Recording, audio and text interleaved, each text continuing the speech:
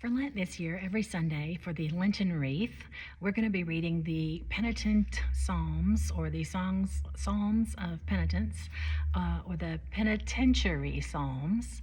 I think I have that right. Each Sunday, and one on Ash Wednesday. So the first one today is Psalm 6. O Lord, rebuke me not in your anger, nor discipline me in your wrath. Be gracious to me, O Lord, for I am languishing. Heal me, O Lord, for my bones are troubled. My soul is also greatly troubled. But you, O Lord, how long? Turn, O Lord, deliver my life. Save me for the sake of your steadfast love. For in death there is no remembrance of you. In Sheol, who will give you praise? I am weary with my moaning. Every night I flood my bed with tears. I drench my couch with weeping. My eye wastes away because of grief. It grows weak because of all my foes.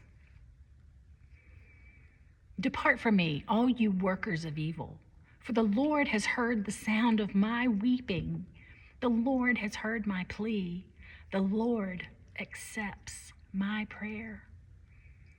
All my enemies shall be ashamed and greatly troubled. They shall turn back and be put to shame in a moment.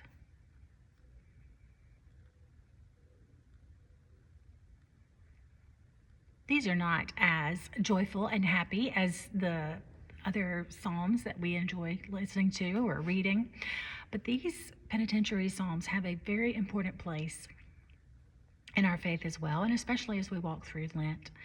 And I thought I would point out a few things from this psalm. This is a plea from someone who is suffering. We don't know what the suffering is. It could be bodily, it could be with David, it could be about battles and the enemies and the, being made king and yet not being able to rule because Saul still thinks he's the legitimate king, and could be any number of things. And then if we use it here in modern times, this could be about marital issues, things that you might hear if you were struggling with your marriage or with children or parents or with finances or with work or with church. This is one of those psalms when your heart is broken and you're hurting. To say this psalm helps put you in a place where you know you're not alone and you're not the first person to feel this way. You kind of share this kinship of grieving, of asking, of wondering and questioning with someone from 2,000 plus years ago. And I think that's important for us to realize. The Bible's full of these people and these situations that are still affecting us today emotionally, and in our bones and in our soul. So let's take a look. Oh Lord, rebuke me not in your anger, nor discipline me in your wrath. We know our God is a good God, but there are some times where some people say that we deserve what we got because of some sin we did.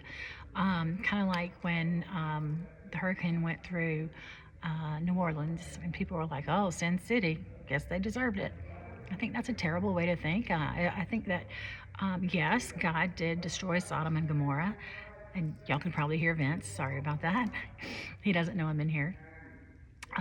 But certainly God has the power to do that and to punish and discipline as he sees fit. But oftentimes, like Jesus said with the blind man, it was nobody's fault that the man was blind. It wasn't his parents' fault. It wasn't his fault. It was just something that happened. And so I think that's important to remember, that that God may be angry, may show wrath, but is also a very good God. Be gracious to me, O Lord, for I am languishing. Okay, I love the use of the gracious because God is gracious, and we want to to feel his delight. We want to feel his love and grace and mercy. And so I think that word is so good for him and for the things that we are blessed with from God. But then it says, for I am languishing. Oh, this person's miserable and sad and grieving and heavy burdened. They're languishing. They're wasting away. They're figuratively dying.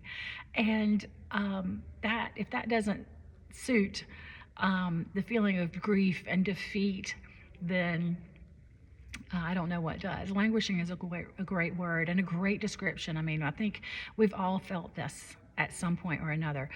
He says, heal me, O Lord, for my bones are troubled. He aches all the way into his bones, so this may have been a physical ailment, but at the same time, he then says, my soul also is greatly troubled.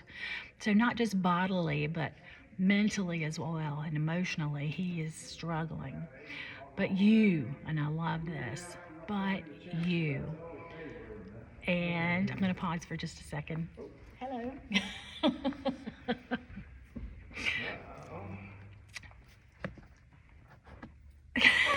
There's Vince. Okay. But then it goes to this part, which I love, and so many of us love in the Bible where it says, but God. But God. Here it says, but you, O Lord. This person's pouring their heart out to God, and they say, but you, all these things are going on, Lord, but you, oh Lord. And then there's a pause, like, oh, what do I say? What do I ask for? How do I put this into words? And then what comes out is, how long? How long are we going to wait on your timing, God? How long are we going to feel miserable and troubled? How long, Lord, are we going to have to rely on you to get us through this? Oh, that's a hard place to be, to feel like there's no end in sight. But at the same time, it's also so beautiful. How long are you going to hold me in your arms and get me through this? It's a little bit of a oxymoronish kind of statement there. Not an oxymoron. I can't think of what I'm trying to say, but I just love that. How long? How long am I going to suffer? And then at the same time, how long am I going to get to rest in your arms and get through this? Whew, that's good, isn't it? Okay, and then I love this part too. It says, turn, O Lord. So right now, God is letting you wait. God is letting you feel the grief and the pain and the unknown of what's ahead. And he's saying, turn, O Lord. So in soccer, my kids all play soccer. Christopher played soccer. So when you are going towards the one way and you get the ball and we're like, turn towards the goal so you can score. That's a word we use all the time. And so here, I love it. It says, turn, O Lord. Change directions. Let's make things improve. Turn, O Lord. Deliver my life. Save me for the sake of your steadfast love. Don't save me because I'm worth it. Don't save me because I'm a good person. Don't save me because you're just going to wipe all these messy parts away. Don't save me because of that, but save me because of your steadfast love. Saving me is about God. Saving you is about God. It's really not even about us. It's God's decision, God's pleasure, God's joy, God's blessing. For in death there is no remembrance of you. It's like he's trying to persuade him. He's like, you got to save me. If you don't save me, I'm probably going to die, and then I'm going to go to Sheol. And what good will it do there? Because I really can't talk about you or praise you there and glorify you. So it's better off if you leave me alive. And that's what he says here. For in death there is no remembrance of you. In Sheol, who will give you praise? And then it shifts again. I am weary with my moaning. I'm even tired of myself being in a terrible mood and in a terrible position. Every night I flood my bed with tears. I drench my couch with my weeping. My eye wastes away because of grief. It grows weak because of all my foes. And here in this passage, I think it talks about all my foes, as in people, enemies who are against you. But I think this could equally mean all my foes, like things going against you, like finances. You know, it's not the banker that's at fault, it's just issues with finances. And then in your marriage, you have enemies, possibly, but your spouse is also supposed to be your biggest fan, you know? And then with your children, you love them so much. It's not that they're your enemies, but the situations that arise between you or among you, that can be the foe. And so I think these are important to remember. As we think of foes or enemies. Depart from me, all you workers of evil. Maybe those people who your husband did what? I wouldn't put up with that. Marriage is hard work. What about your kid when they're like, your child, they're like, well, dad said I could. Oh, no, don't do that either. And so sometimes even, I'm even terrible about it for myself. I'm like, that chocolate cake's not going to hurt anything. I'll be fine. I'm my own enemy. The chocolate cake is not good for me, not when I'm, fighting diabetes. So we can be our own enemies. Those we love nearest and dearest to us can be an enemy. We can be an enemy to them. So, don't think of this in terms of an enemy like a bad person, a villain. It could be things, situations, or it could be loved ones and ourselves. Depart from me, all you workers of evil. And I think a lot of this is maybe the bad thoughts in our heads.